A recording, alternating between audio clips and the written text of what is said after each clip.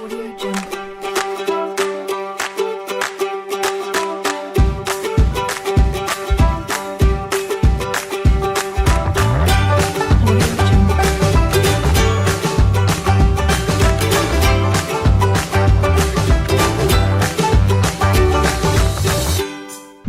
What's up, guys? Woo!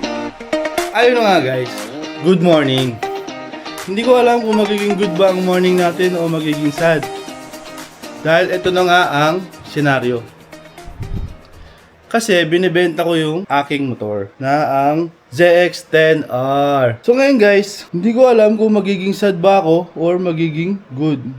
Yung good kasi, yun nga, may kukuha na nga ng motor natin na sa tagal na nating pinost, sa tagal na natin inaalok sa iba. Yung bad, yun nga, may bibili na ng motor natin. Ano lang, ang sakit lang sa puso kasi magki-quit na tayo sa isang motor na dati pinapangarap lang natin, na dati gustong gusto pa natin, sabik na sabik pa tayo. Pero ngayon, hahantong na tayo sa sitwasyon na magki-quit na tayo.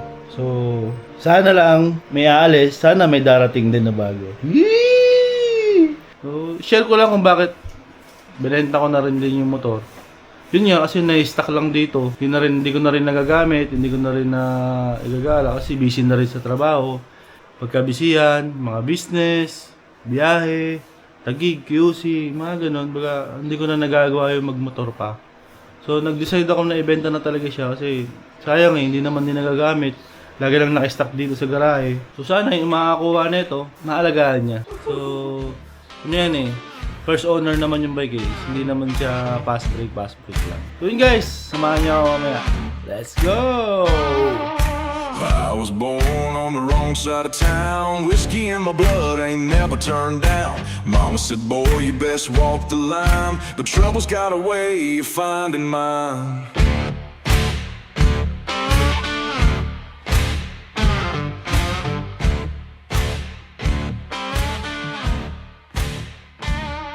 Last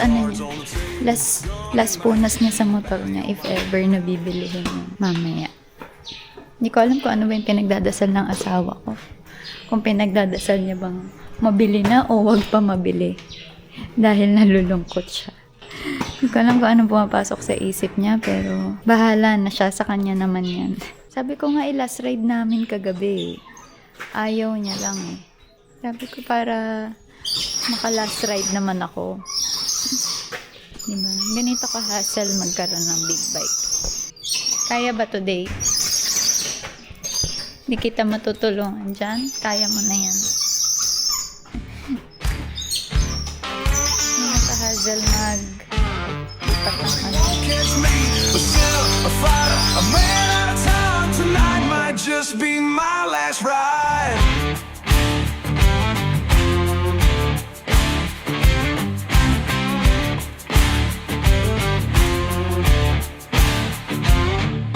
Sheriff's close, I hear that hound. Ain't no way I'm slowing down. Got 6 bullets and a whiskey flask. Tell St. Peter I ain't gonna ask.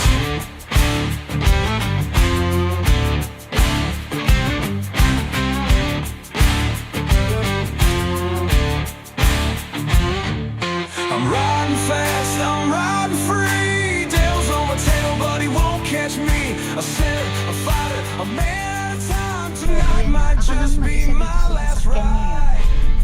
Dahil si Ferdy ay magmomotor. Bakit ba siya magmomotor?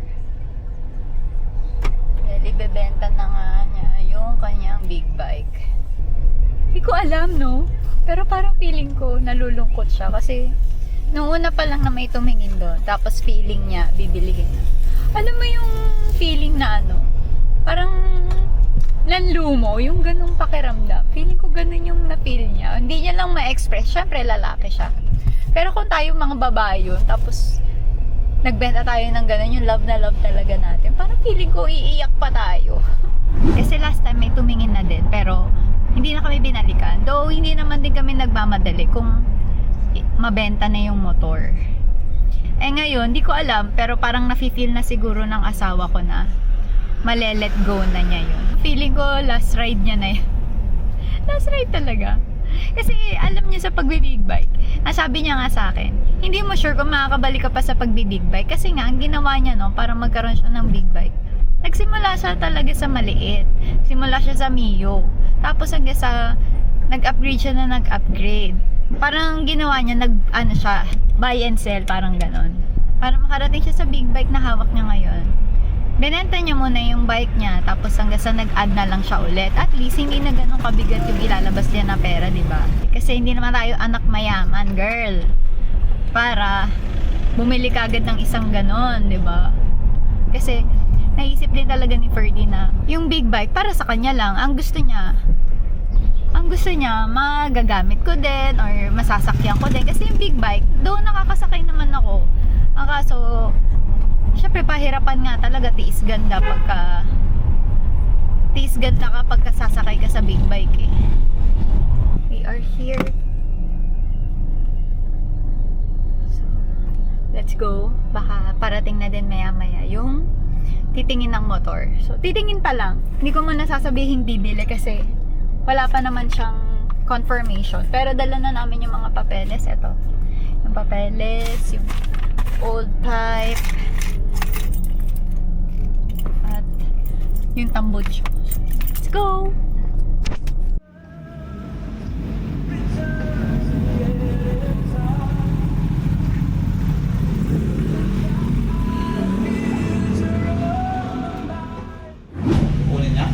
Titingnan po, tapos ayan. Sana.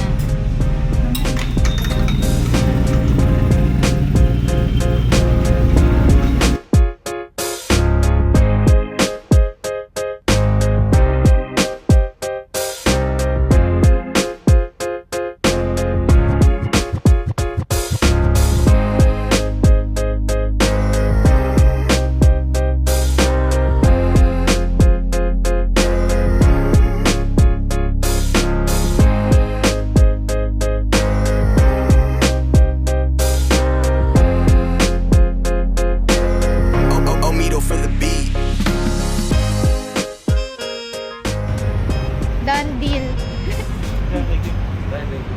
Message na lang mga sa Ang init na niyan.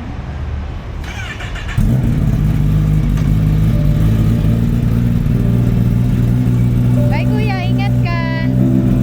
Thank you.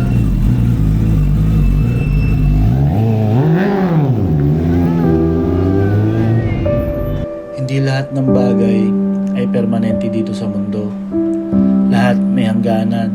Masakit man, kailangan magpaalam. Hindi ko man gustong bitawan, pero kailangan eh.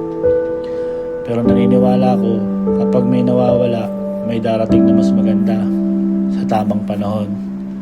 Kaya maraming salamat Lord sa pagkakataong maranasan ko to. Hindi lang motor, kundi parte ng pangarap ko na minsan inalagaan, minahal at pinaghirapan ko. Sa bawat biyahe, bawat piga, bawat ngiti at saya, dala ko lahat yon dito sa puso ko.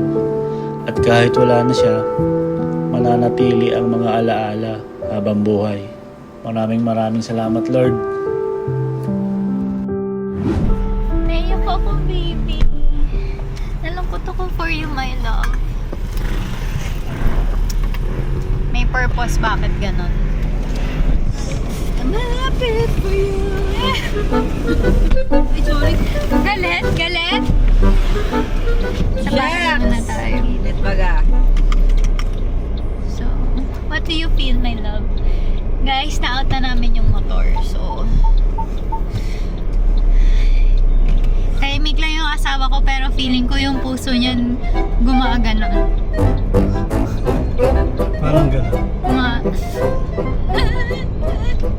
Umiiyak, feeling ko.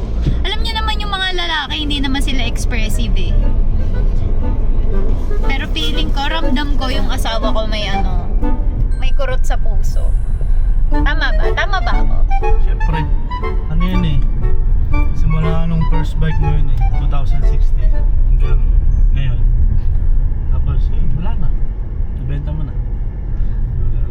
parang yun na yung pinaka-end mo pagdating sa motor.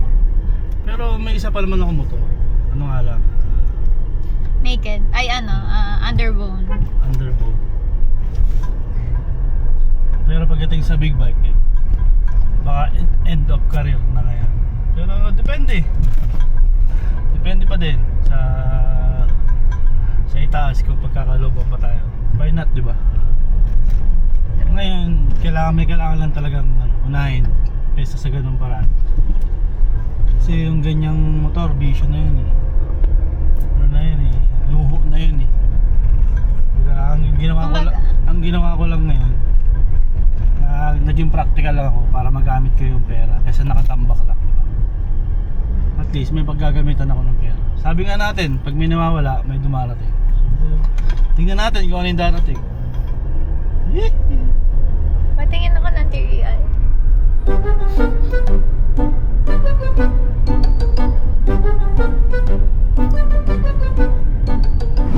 So what's up guys? Nakauwi na kami!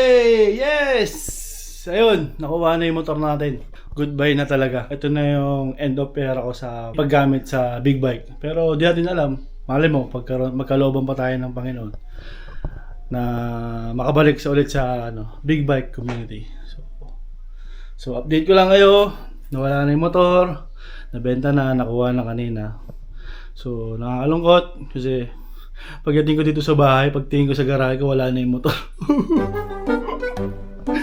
So yun guys, tingnan natin kung may, sabi nga nila, kung may maalis, may darating. So abangan natin kung ano yung darating. So stay tuned. Babe, alam mo, para mawala yung lungkot mo, samahan mo na lang kaya ako manood ng concert. Yung concert ng Sex Bomb, yung round 5. Tara, trending ngayon yun, di ba? Oo! Kaya samahan niyo kami manood ng round 5! Get out! Let's go!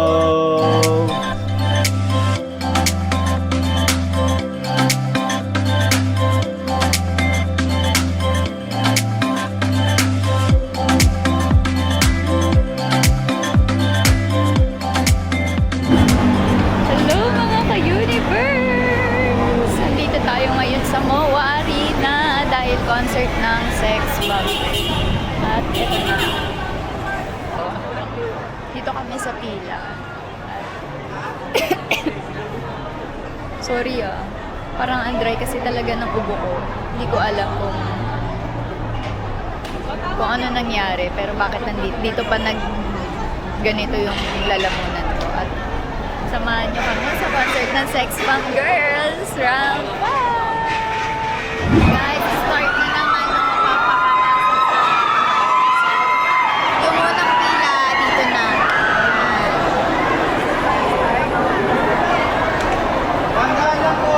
Tapos kami, pangalawang line kami. Hello guys! Experience northbound service when you fly with Philippine Airlines. Nakapasok na kami ng arena at ito yung pwesto namin ngayon. Tingnan nyo yung itsura namin. Kailangan na namin pumwesto kasi paunahan nga dito since hindi naman reserve seating yung SBI. So, ito yung pwesto namin. Dito kami. Amino acids and dietary fiber. Siyempre, nagtanong-tanong na ako sa mga friends ko na nakanood na kung saan ba madalas sumaharap yung performer.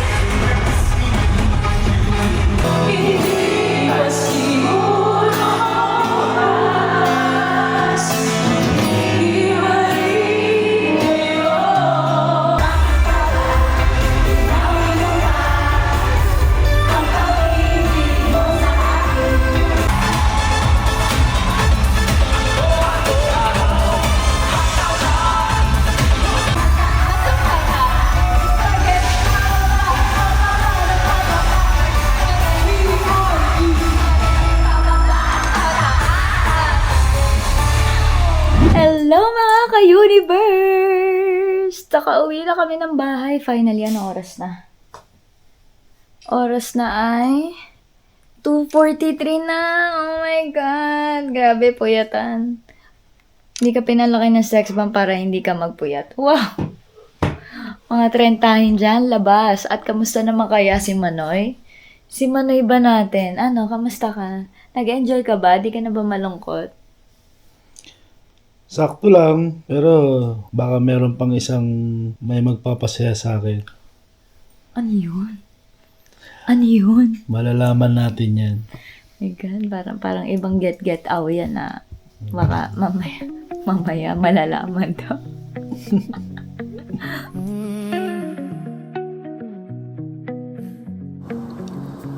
Ito na yung araw na matagal ko nang iniisip. Yung motor na dati, pangarap ko lang, pinakawalan ko. Hindi dahil nagsasawa ako, kundi dahil may mas malaking pangarap na paparating. At ngayon, eto na. Panibagong simula, panibagong saya. Can't tell where the journey will end, but I know where it starts. You tell me I'm too young to understand. You say I'm caught up in a dream. Well, life will pass me by if I don't open up my eyes, and that's fine by me. So wake me up when it's all over, when I'm wiser and I'm older. All this time I was finding myself, and I didn't know I was lost. Hello, ma'am. Tinatanong ko pa lang si ma'am kanina. Sabi ko, ma'am, may ano ba? May kasama bang payo? Sabi ko. Tapos nakita kita meron ka ng hawak.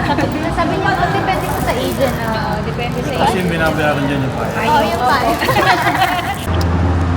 So, ayan guys, nandito na kami sa sa Ford Commonwealth actually. So, ano pa din ba? Sad pa din ba si Manoy? Dahil nabenta na yung kanyang big bike, or baka ito na yung magpapasaya sa kanya.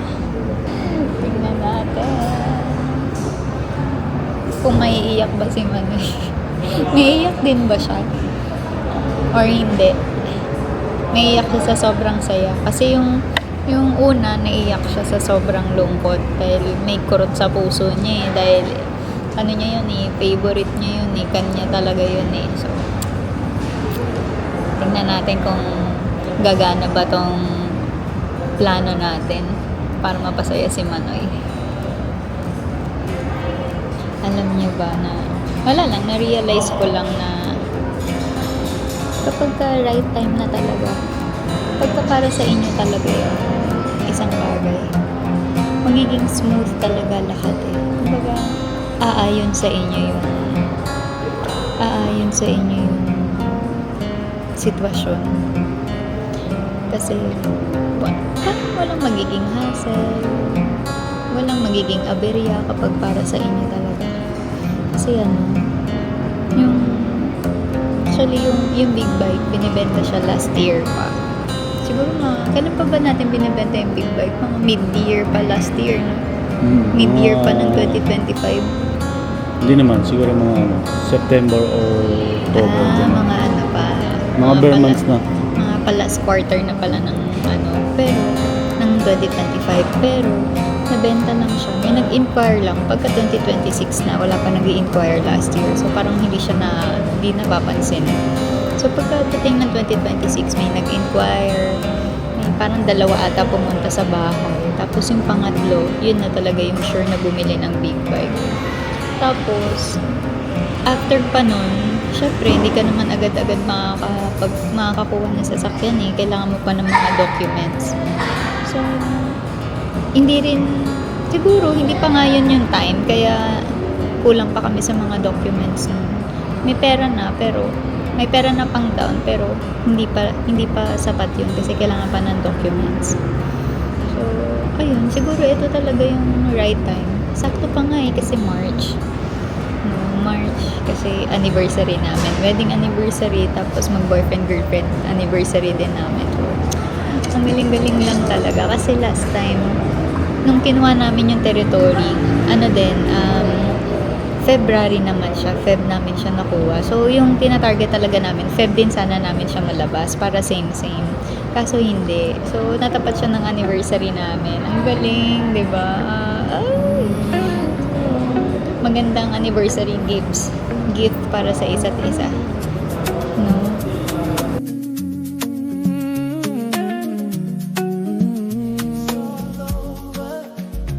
When I'm wiser and I'm older, all this time I was finding myself and I didn't know I was lost. So wake me up when it's all over, when I'm wiser and I'm older.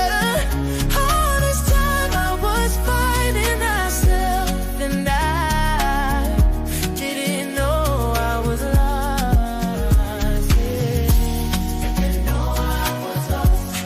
I didn't know I was alone. Didn't know I was lost.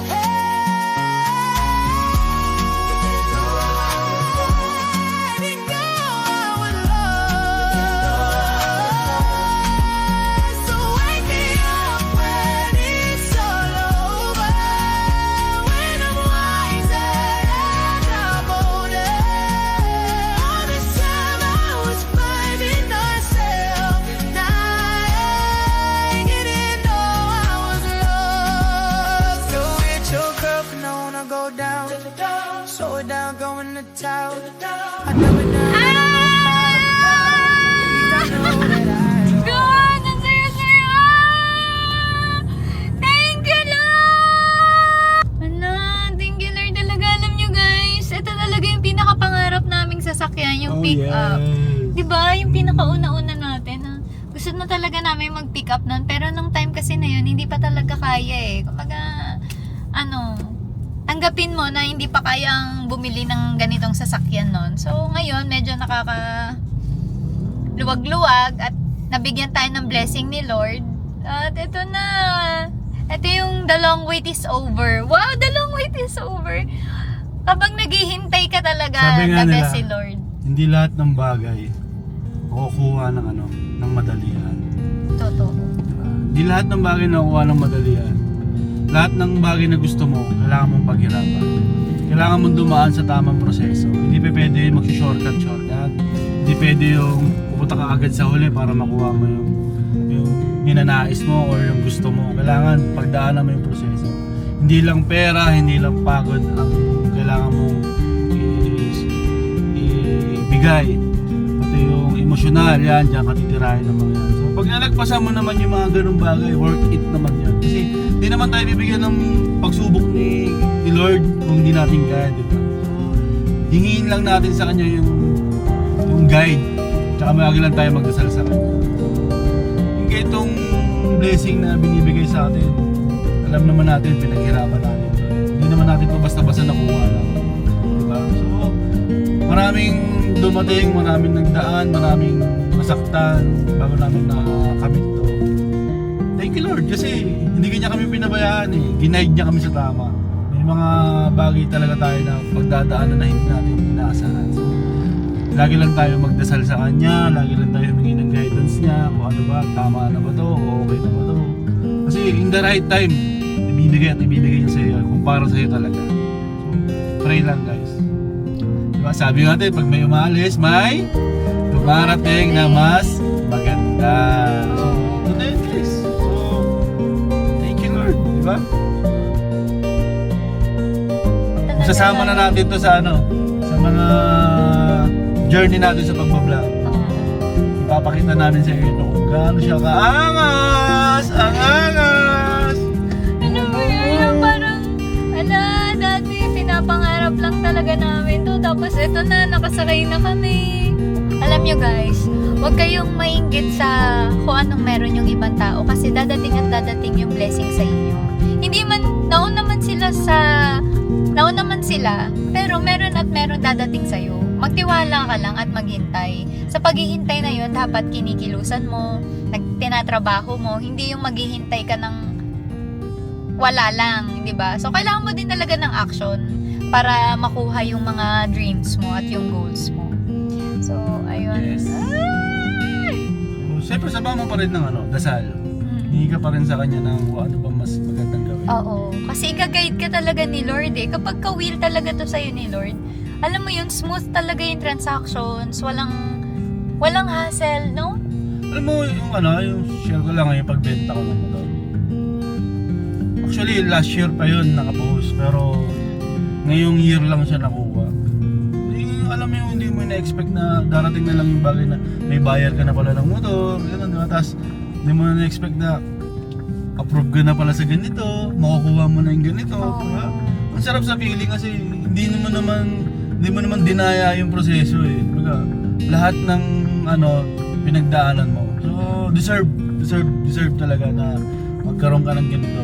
Na, Tsaka guys, hindi kami nahihiya na na 5 years to pay.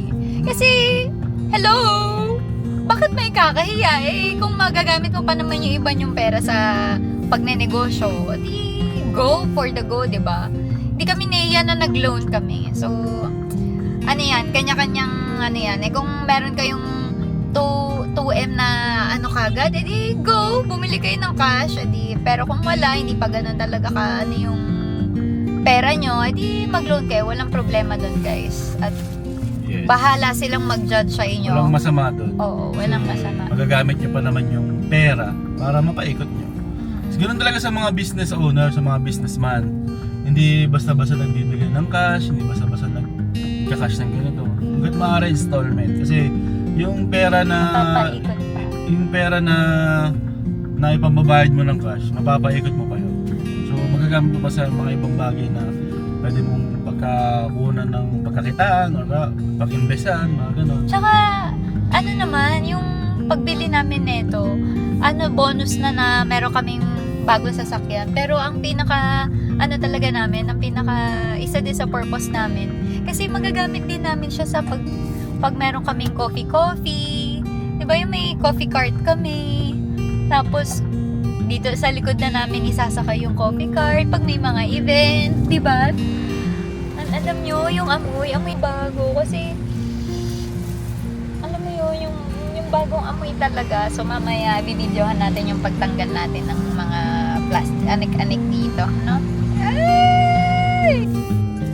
So, ano ba ginagawa kapag pag bago? Dali. Mag-unboxing na tayo. Unboxing! On plastic. Plastic. Ano ba yung boba? Oo.